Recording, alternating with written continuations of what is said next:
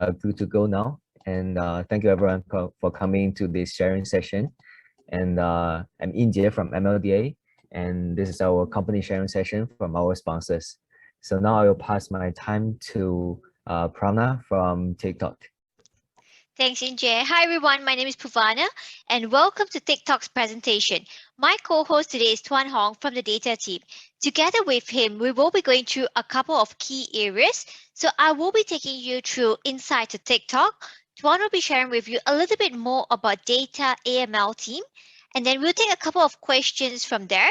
And finally, we will be wrapping up with opportunities at TikTok. Now, our mission at TikTok is to inspire creativity and bring joy. If you're an avid user of TikTok, or if you've logged into our app before, you will know that this cannot be more true. There's literally content for everyone with every interest. And being such short form content, it is very lighthearted and it always brings joy.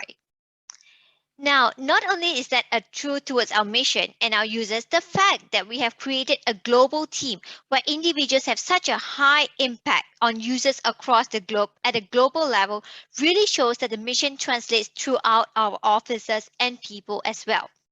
So just to kind of walk you through the TikTok's history, right? So TikTok was first launched in 2018, as you can see on this slide, but it quickly grew in popularity for being a platform for short personalized content. We are now literally the leading destination for mobile videos, and we believe in providing a platform for everyone to be a content creator. At TikTok, we pride ourselves in bringing joy to our users with these three key features: by being personalized, bite-sized, and effortless.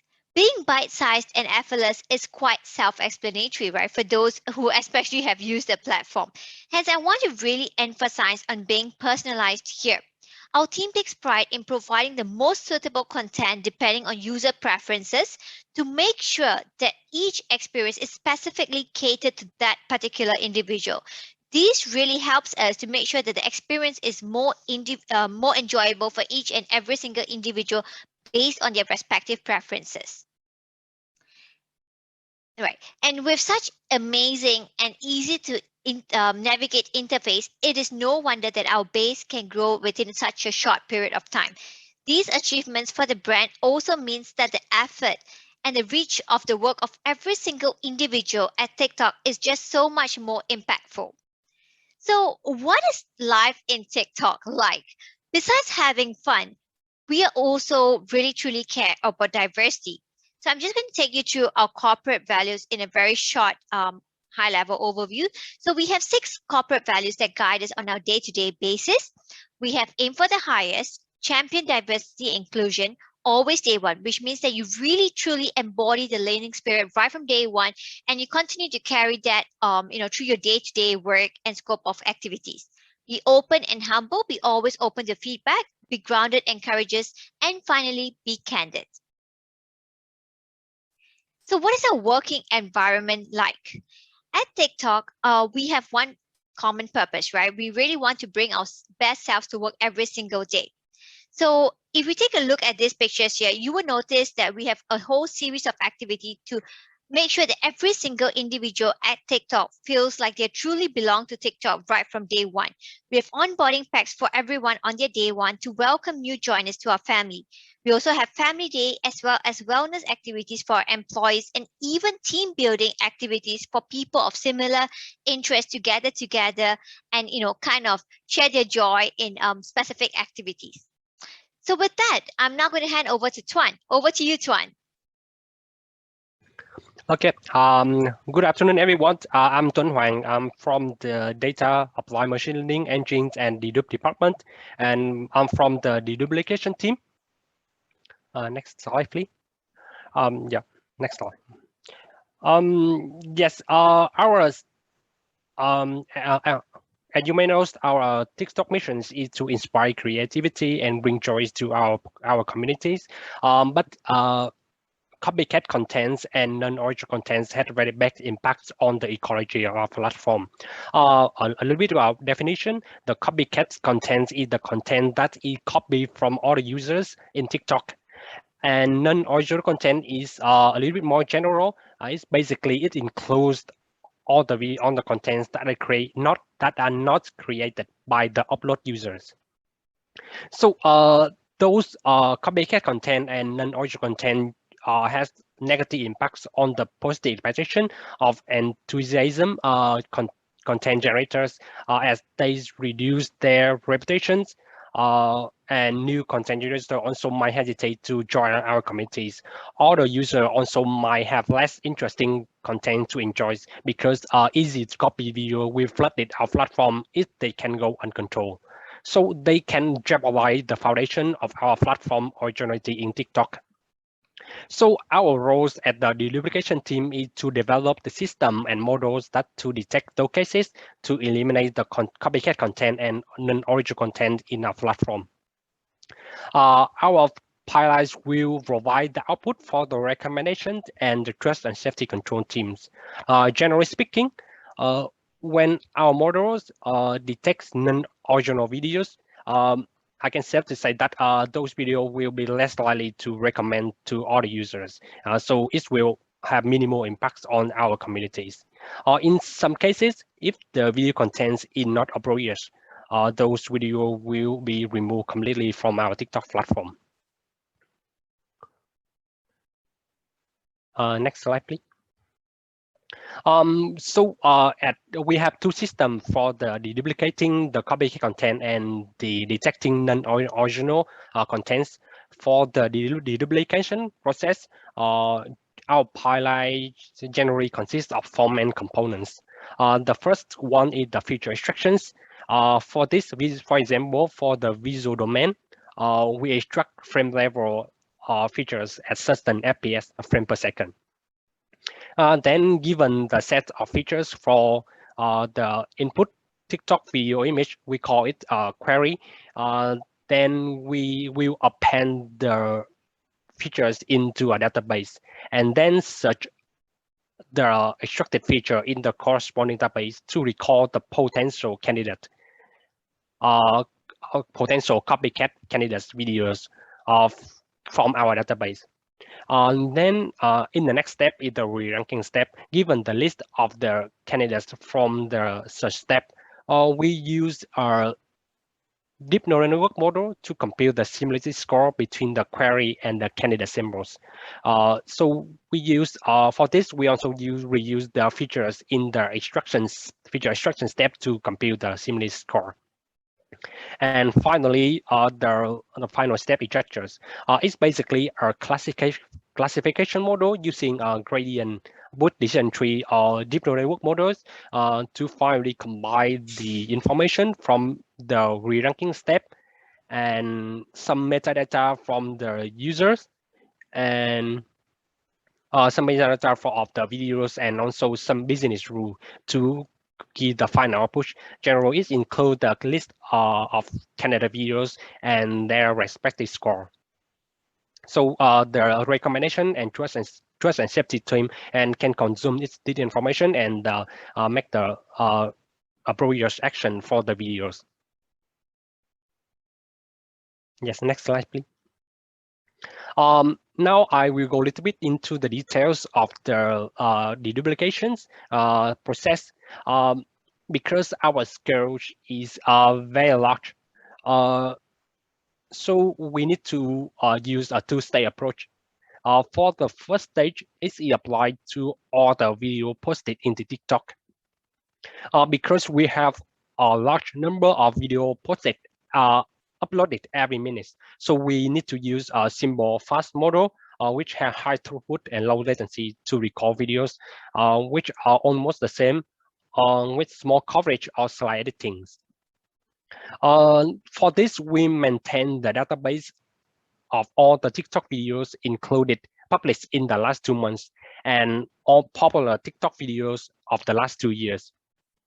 Because we extract features at the frame level, so our database is very huge, include billions of several billions of features vectors in our database.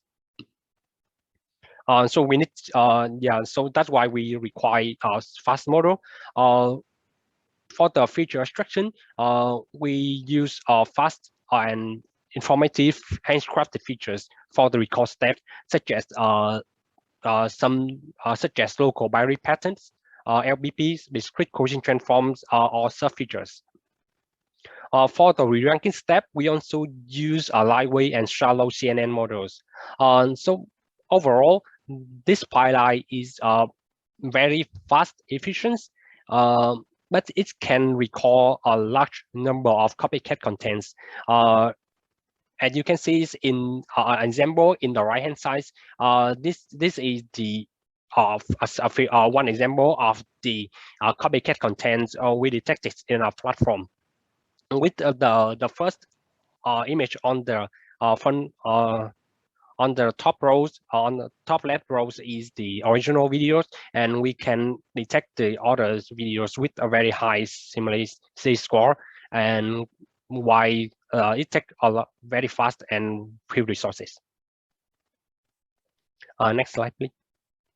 And for the second stage, as some of the videos become very popular with high views, those videos will attract a lot of attention from users and have become having high impacts on our TikTok communities. So we want to make sure that those videos are not copycat, because copycat contents cause negative impact on our communities.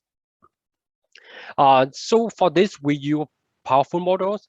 Basically, is very deep CNN model, which makes our pipeline very robust to create modification of the video or image. For image, so we can make sure that we can detect and recall most of the copycat contents on those, even though the upload user tries apply a lot of modification to method to modify the videos. Some of the common modifications, there are methods such as scaling, rotating, flipping, changing FPS, overlays, adding text, or emojis. All of this model can effectively recall the any text. For this, we also maintain a large database, include all the popular TikToks over the last 2 years. It also includes billions of features at the frame level. In the re-ranking step, we also in both the re-ranking, in both feature extraction and re-ranking step, we also use a very deep CNN model for the feature extraction, deep CNN model to extract very informative features. And for the re-ranking step, deep CNN model to make sure that we can find the a good comparison between the query videos and the candidate video we call from the step.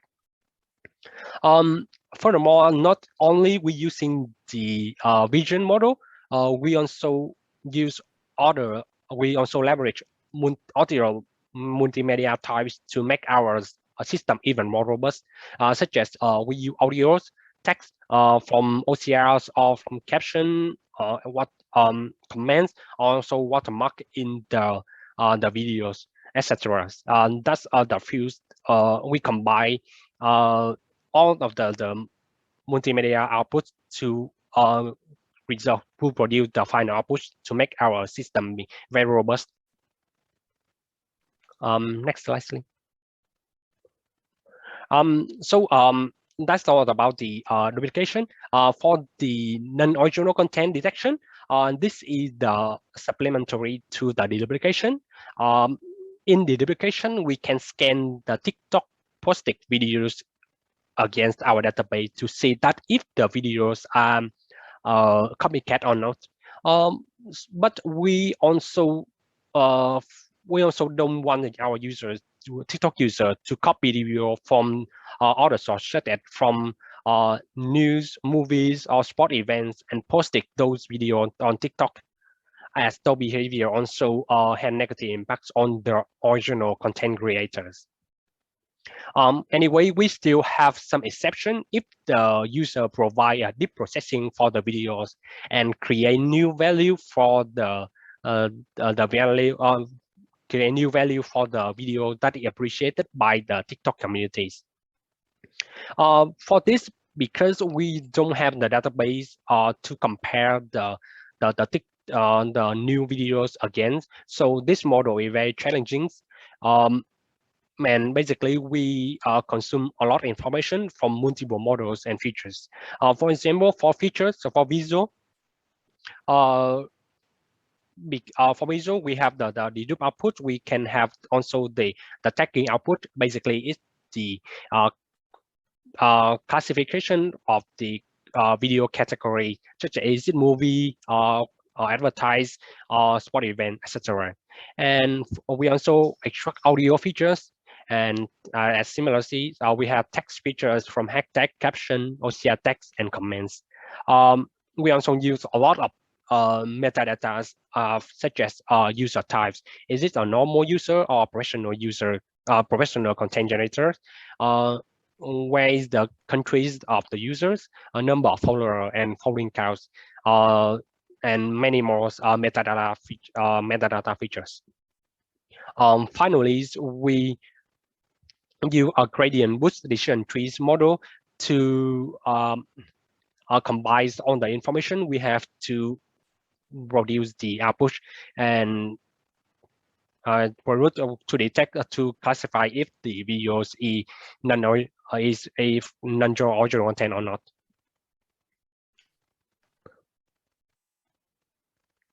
Okay, that's all about the basic idea about core capture as our deduplication team. Here I want to mention about the few challenges that we face and the skill needed. As you may know, our skill is very huge, and we need to keep optimizing our pipeline to improve the performance, accuracy, while reducing the resources consumptions. Secondly, our training assets are limited and noises. One of the reasons is about the human errors of the annotators. Another one is that our business rule will keep changing to meet the expectation from our communities. So the data sets may be obsolete, and we need to keep getting more and more training assets. About the skill set. It's obvious that our team is IT team. So coding skill is basically the one of the most important skills that everyone in our team must have. We also from the applied machine learning team department. So we apply a lot of AI and machine learning model for our works. So everyone in our team should have the good understanding of AI models, especially for computer vision and NLPs, because those two models are those two field contain most of the useful information that are required for our jobs. And the final thing is about data analysis, because we have our data is very high dimensionals. And so when we need to do some analysis to find that what features is useful and what feature is not useful, so we can optimize our model to reduce resources consumption. We also need to compare between multiple versions in somehow not the same settings. It's also challenging. So some data analysis skills is required to do a good job at our team. That's all for my sharing. Thank you, everyone. Thanks, Wahan. Okay, I know we are running short of time, but maybe let's take a quick pause to see if we have any questions.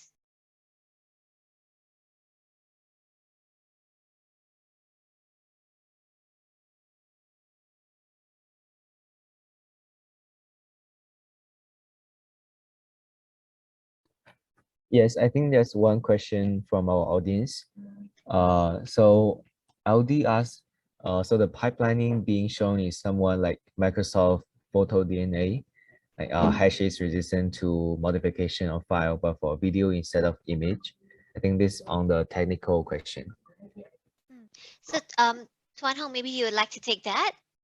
Yes. I think not only TikToks, but also other platform and company also having the certain similarities between the pipelines. And this, I think, I'm I cannot say about the Microsoft Photo DNA's pipelines because I'm not familiar with that. But I think this should share certain similarities.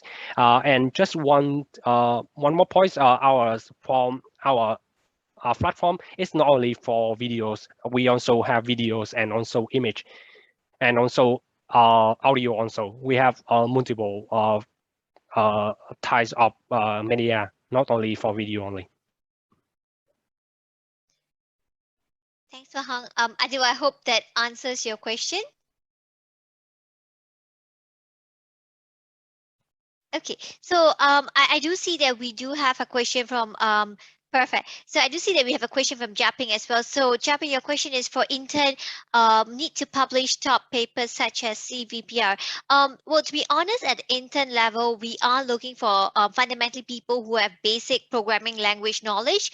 I think if you have those skills and expertise that Tuan Hong has shared earlier, I think that's perfect. But it's not a mandatory requirement, I would say, because in the intern's journey, you are still in your early years of your academic program. So, we are not really expecting you to publish top papers just yet, but rather someone who has the fundamentals and a willingness to learn and grow.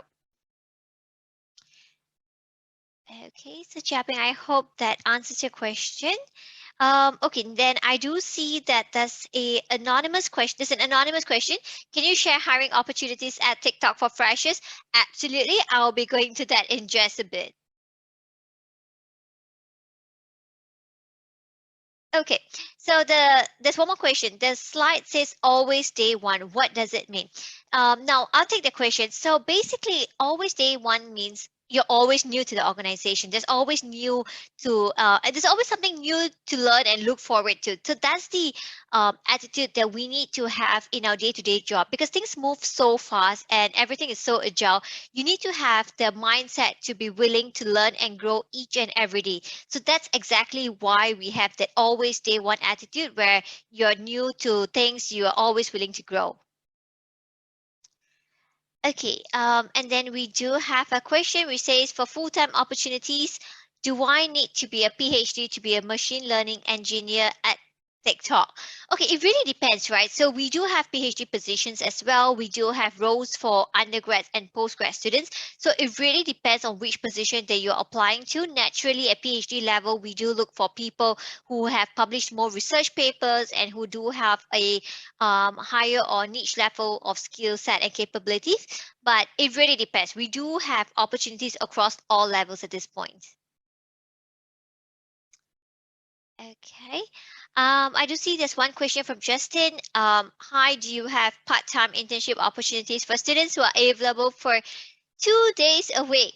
Now, Justin, I am not so sure if your question is with regards to your student pass, which limits to 16 hours per week. Regardless of whether you are or if you're not, right?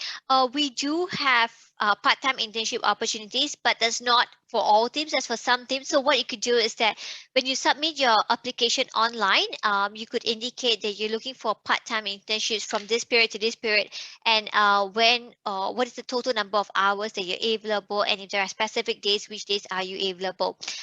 We have been able to accommodate such scenarios where students are able to do part-time internships, but it also depends on the team that you're applying for and whether they are able to accommodate part-time interns, because we're growing at such a heavy volume and there's so much work to do. If I were to be honest, most of the times they prioritize students who do full-time internships. So Justin, I hope that answers your question. Okay, so I do see that we are slightly running close to the end of the session. So let me take you through our career opportunities. So right now, if we take a look at our graduate roles, we have two generic opportunities. We do have graduate engineer role with the research and development team. So this is fundamentally a team which looks at big data and using the big data points as well as analysis to look at how they could enhance and build up further systems and platforms. Then we also have a graduate engineer role, which is with the TikTok engineering team.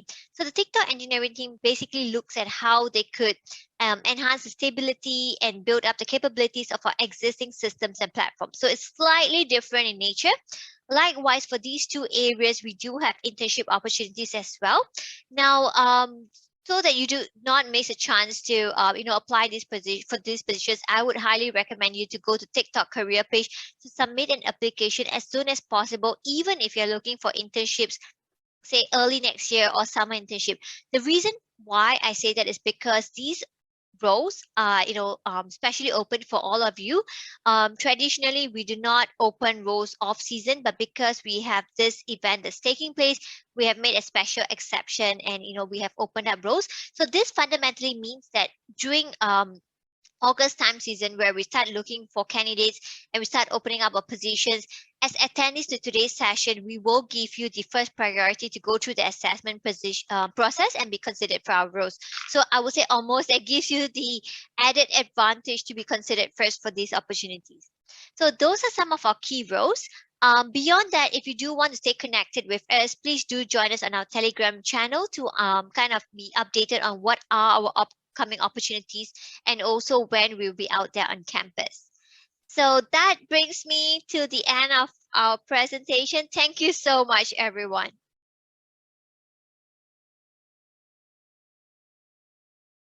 So Inje, maybe I'll hand over to you. Sure. Thank you, Prana, for the insightful sharing, and also thank you, Tuan Hong, and glad that you are here to share with us about TikTok. And I trust that our audience must be very happy to hear from TikTok, and they are also looking for job opportunities. And I believe we have come to an end of the sharing of TikTok. And for our audience, if you have any questions, you can go to the website of TikTok and as Prana mentioned, to look for more opportunities or informations. So thank you for coming, for all the TikTok workers and colleagues. Thank you.